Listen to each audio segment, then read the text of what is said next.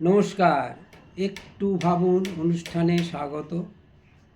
এর আগেও আমি বলেছি যে আগের চ্যানেলটি বন্ধ হয়ে গেছে, তাও একবার বলিনি যে ওই ভাবো ভাবাও চ্যানেলটি ছিল, সেটার বদলে এই চ্যানেলটি খোলা হয়েছে।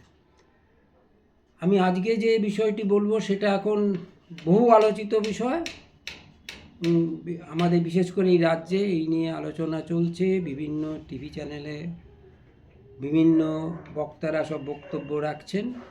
সেটি হচ্ছেই আমাদের মহার্ঘ ভাতা নিয়ে যে রায় সুপ্রিম কোর্টে, সেই ব্যাপারে আমি আগেও বলেছি, এখনও বলছি যে আমি যে বিষয়গুলি মূলত বলবো সেগুলি বা যা কথা বলবো সেগুলো সবটাই সামাজিক বৃহত্তর স্বার্থের দিকে তাকিয়ে।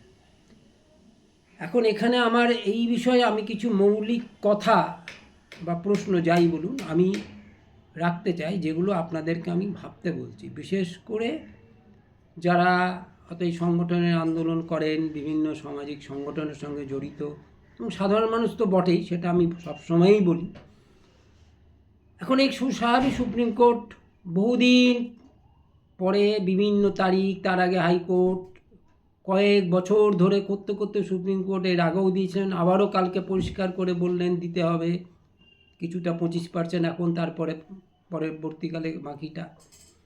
কিন্তু কতগুলি প্রশ্ন আছে, সেটা হচ্ছে যে সুপ্রিম কোর্ট এই বিষয়টা প্রথম হচ্ছে যে শুধু রাজ্য সরকারের সাথে কেন্দ্রীয় সরকারের ডিএর তফাৎ, এটা তো আজকের নয়, এটা বহুদিনের তফাৎ, এর আগের আমলেও ছিল এবং অন্য রাজ্যের সঙ্গেও তফাৎ আছে। সব রাজ্য একই হারে, ভারতবর্ষে সব রাজ্যে একই হারে ডিএ দেয় না।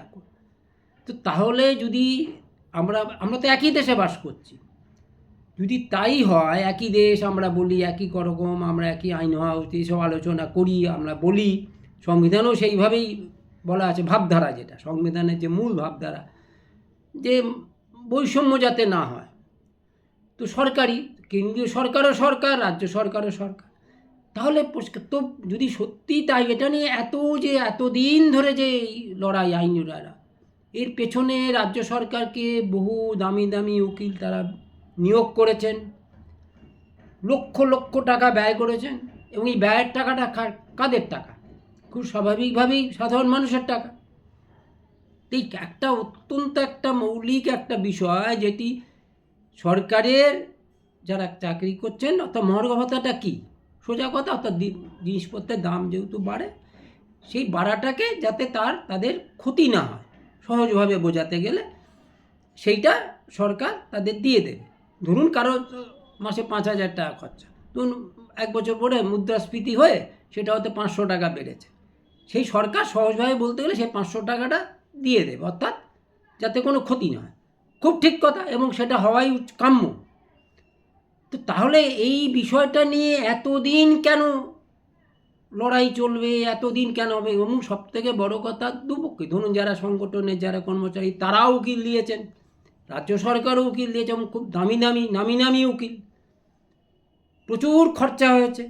আচ্ছা, ওদের সংগঠনে নয়, ওরা চাঁদা তুলে করেছে, বুঝলাম, ওনারা করেছেন, কিন্তু সরকার যে উকিলের খরচগুলো যে করেছেন, সেটা কাদের পয়সা? সেটা তো আমজনতার পয়সা।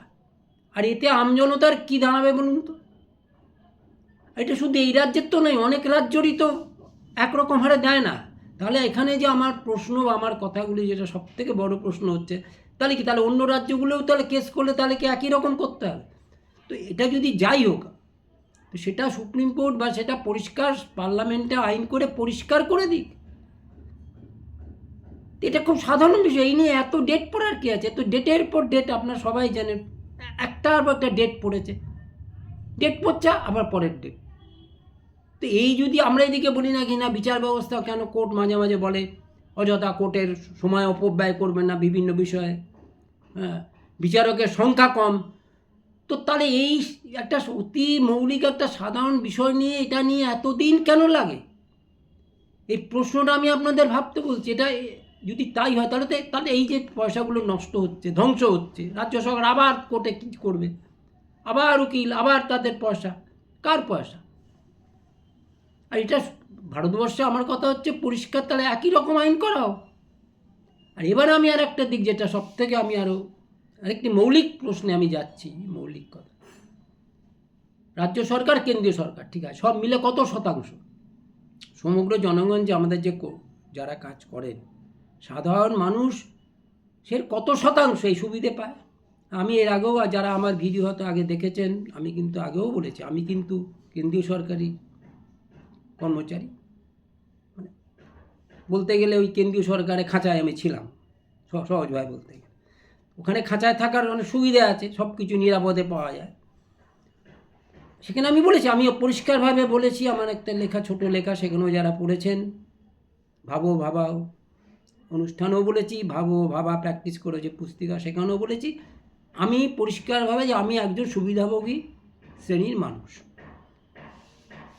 এবারে যদি সত্যি এইটা নিয়ে যদি এত লড়াই চলে, তাহলে আমার যে প্রশ্ন, যারা আরও বাইরে যারা আছেন, যাদের তো ওইরকম সিস্টেম নেই, কেন্দ্রীয় সরকারের মুদ্রাস্ফীতি হলো বছরে 2বার দিয়ে বেড়ে গেল নিয়ম মাফিক, তাহলে এই সমাজের যারা বৃহত্তর অংশ তারাই কিন্তু বেশি। আমরা যারা সরকারি কর্মচারী, কেন্দ্র রাজ্য মিলেও আমি যদি ধরি, সেই সংখ্যাটা সব মিলে ধরলেও সেটা সমগ্র যে আমাদের জনসংখ্যা বা ভারতবর্ষের যা জনসংখ্যা, তার খুব সামান্য একটা অংশ এই সুবিধাভোগী শ্রেণী। তাহলে আমার প্রশ্ন হচ্ছে, এখানেও পরিষ্কার সরকারকে বলা উচিত, মুদ্রাস্ফীতি হলে শুধু কি সরকারি কর্মচারী কি অসুবিধে হয়? যে মানুষগুলো দিনান্ত পরিশ্রম করে খায়, খেটে খাওয়া মানুষ, যারা দিনান্তে যাদের পান্তা ফুরোয়, তাদের কথাটা কে ভাববে? আমি মানছি পরিষ্কার, আমি তো বলছি, কোর্ট রায় দিয়েছে, খুব সঠিকভাবেই দিয়েছে। অধিকার, মুদ্রাস্ফীতি ঘটলে প্রকৃত যে ক্রয় ক্ষমতা সেটা কমে যায়, আমি সহজভাবে বলতে। আমার তারপরেও আরও প্রশ্ন হচ্ছে এইটা, যারা বৃহত্তর সমাজে, তার আরও দুর্বল অংশ, সরকারের যারা আমরা কাজ করি বা চাকরি, যেই সরকারি, রাজ্য সরকার হয়তো ডিএটা একটু কম, কিন্তু বাকি সবই তো মাইনে কিচ্ছু কম না, কেন্দ্রীয় সরকারের সুবিধা আর একটু বেশি। কিন্তু আমরা যারা, তারা তো অনেক সুরক্ষিত এবং তাদের সংখ্যাটা কম। আর যারা বৃহত্তর বারে সমাজের যারা অংশ রয়েছেন, যারা খুব অসংগঠিত কাজ করেন বা ছোটো যে কোনো সাধারণ ছোটো ফার্মে বা প্রাইভেট ফার্মে, তাদের ওই রকমভাবে ফটাফট মুদ্রাস্ফীতি হলো বছরে 2বার মাইনে বেড়ে গেল, এটা হয় না। তাহলে আমি এই জন্যেই যারা সমাজ সম্পর্কে সচেতন, যারা সত্যিকারের ভাবেন, তাদেরকে আমি এর সাথে এটাও ভাবতে বলছি, ঠিক কথা, যে মুদ্রাস্ফীতি ঘটলে সাধারণ মানুষের কষ্ট হয়, তাদের চাপ পড়ে। তাহলে বৃহত্তর অংশের মানুষ যারা কিন্তু অনেক বেশি লড়াই করছেন, যাদের সমাজের অবদান, আমাদের যারা এই পরিষ্কারভাবে বলছে, আমরা যারা সরকারি কর্মচারী, অনেক হয়তো এটা একটু অসন্তুষ্ট হতে পারেন, কিন্তু হলেও কিছু করার নেই, বাস্তব আমাদের থেকে তাদের ওদের অবদানটা অনেক বেশি। এটা অনেকে মানুন বা না মানুন, বাস্তব তথ্য কিন্তু তাই। তাহলে আমার যে প্রশ্ন, এটা সামগ্রিকভাবে পরিষ্কার আইন করা উচিত। যদি কোনো দেখা যায় যে কোনো মুদ্রাস্ফীতি হলে এটা একটা হিসেব করে, যাদের তাহলে বাকি সমাজের অংশ তাদের তাহলে সুরক্ষিত। আজকে গরিব মানুষের কোনো একটা শিক্ষা পেতে গেলে, তার ছেলেকে যদি সাধারণ কোথায় পড়াতে হয়, এখন জানেন প্রত্যেকেই চেষ্টা করে স্বাভাবিকভাবেই, তার ছেলে খুব স্বাভাবিক, তার সন্তান শিক্ষিত হবে, এটা ভালো, সবাই আশা করে, এটা অন্যায় কিছু না। সে পরিশ্রম করে তার একটা হয়তো প্রাইভেট টিচারের জন্য কোনো রকমের তার একটা ভাবছে যে কী করে আমি আর একটা যদি প্রাইভেট মাস্টার দিতে পারি, আমার ছেলেটা একটু বা মেয়েটা যদি একটু ভালো লেখাপড়া করে, তাহলে হয়তো দাঁড়াতে পারে। আজকে চিকিৎসার আপনার সবাই এর আগেও অনেকবার বলেছি, সরকারে আছে, হসপিটাল আছে, অনেক কিছু, আর লাইনে যান, একটা ডাক্তার দেখাতে যান, সেই লাইনে সকালবেলা গেলে আপনার সেই দিনে কাজ নষ্ট, বিকেলবেলা ফিরবেন। তাহলে খুব ভালো কথা, আমরা সরকারি কর্মচারী, আমাদের অধিকার নিয়ে লড়াই করছি, সুপ্রিম কোর্ট যাচ্ছি, সুপ্রিম কোর্ট রায় দিচ্ছেন, তাই নিয়ে লড়াই চলছে, আমাদের সরকার প্রচুর খরচা করছেন।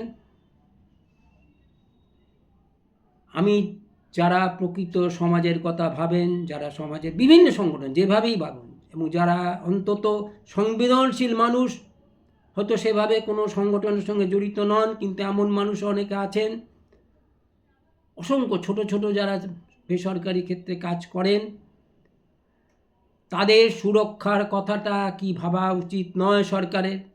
তাদের অন্তত পরীক্ষা, তাদের ছেলে মেয়েদের কিছু না, অন্তত স্বাস্থ্যটা, শিক্ষাটা ফ্রি করা অ্যাবসলিউটলি সমস্ত, যাতে তাদের যত খরচা তাদের তাহলে সরকার দিক। আর যদি বলেন সরকারের টাকার অভাব আছে, আমি কিন্তু এর আগে অনেক ভিডিওতে অনেক আলোচনা করেছি কিভাবে সরকারের টাকা ব্যয় হয়। আমি আবার সেসব বিষয় নিয়ে আসবো, কারণ আমার একটাই উদ্দেশ্য মানুষের কাছে পৌঁছে দেওয়া যে তথ্যগুলো, যেগুলো কেউ সচরাচর আলোচনা করে না, কোনো বড় টিভি চ্যানেলে আলোচনা করবে না। এবং এই সব কথা বলেছিলাম বলেই আমার আগের যে চ্যানেল ভাবাও সেটি বাতিল করে দিয়েছিল।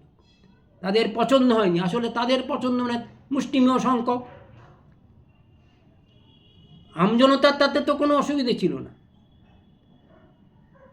আমি বিভিন্ন যে একটা সুবিধাভোগী শ্রেণী যেভাবে তারা টাকা পয়সা ফুর্তি করে, যারা নষ্ট করে, টাকা ওড়ায় বলতে গেলে মানুষের টাকা, সেই বিষয়ে আমি কিছু কথা বলতে চেয়েছিলাম। তাই এই প্রসঙ্গে এখন আসছে কেন, ঠিক কথা আমরা জানি। আমি আবারও বলছি, আমি একজন নিজে সরকারি, কেন্দ্রীয় সরকারি কর্মচারী, আমি সেই সুবিধে পাই। এবং আমি আবারও বলছি, আমি সুবিধাভোগী শ্রেণীর মানুষ।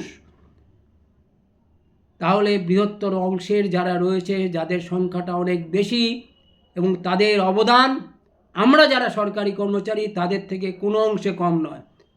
আমি বরং বলবো, বাস্তব তথ্য যদি দেখা যায় তাদের অবদান অনেক বেশি।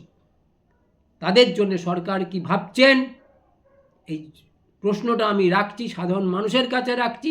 সাধারণ মানুষ আজকে এই প্রশ্নটা করুক, এবং যারা সমাজ সম্পর্কে ভাবেন তারাও জানি প্রশ্নটা করুক। আমি এরপরে আবার বিভিন্ন সামাজিক বিষয় নিয়ে আসব। আমি এখানে শেষে আর একটি কথাই বলে দিই, আমি কিন্তু কোনো বিশেষ কোনো সম্প্রদায় বা কোনো শ্রেণীর বিরুদ্ধে বা স্বার্থে কথা বলার জন্য আমি কোনো প্রোগ্রাম করি না, কথা বলি না। আমি বৃহত্তর সমাজের বৃহত্তর অংশের স্বার্থে কথাটা বলি, মেহনতি মানুষের স্বার্থে, খেটে খাওয়া মানুষের স্বার্থে, অসংগঠিত ক্ষেত্রে যে বিপুল সংখ্যক যারা কাজ করেন আমি তাদের স্বার্থে কথা বলি।